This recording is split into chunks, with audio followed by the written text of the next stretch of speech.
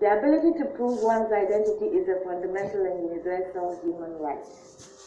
We live in a digital era. Individuals need a trusted, verifiable way to prove who they are, both in the physical world and online. Over 1 billion people worldwide are unable to prove their identity through any recognized means.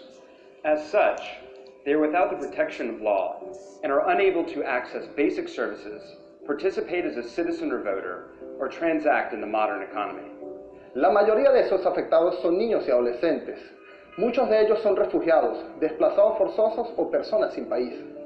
For some, including refugees, the stateless, and other marginalized groups, reliance on national identification systems isn't possible. This may be due to exclusion, inaccessibility, or risk, or because the credentials they do hold are not broadly recognized. While we support efforts to expand access to national identity programs, we believe it is imperative to complement such efforts by providing alternatives to individuals lacking safe and reliable access to state-based systems. We believe that individuals must have control over their own digital identities, including how personal data is collected, used, and shared. Everyone should be able to assert their identity across institutional and national borders and across time.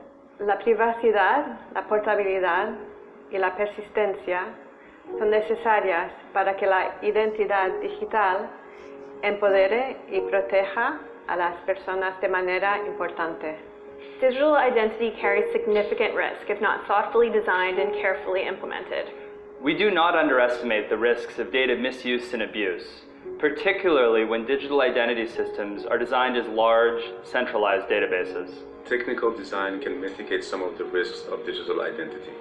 Emerging technology, for example, cryptographically secure, decentralized systems, could provide greater privacy protection for users, while also allowing for portability and verifiability.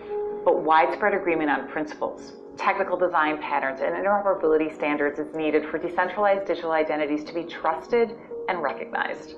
This better model of digital identity will not emerge spontaneously.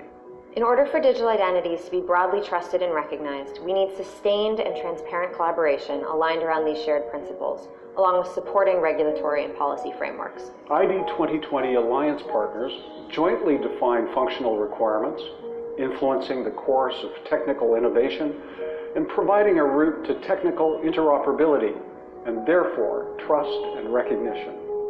The ID2020 Alliance recognizes that taking these ideas to scale requires a robust evidence base, which will inform advocacy and policy.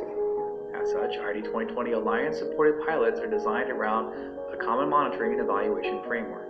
We humbly recognize that this is no easy task, but we see urgency as a moral imperative. This is why we have set ambitious targets and why we hold ourselves to account.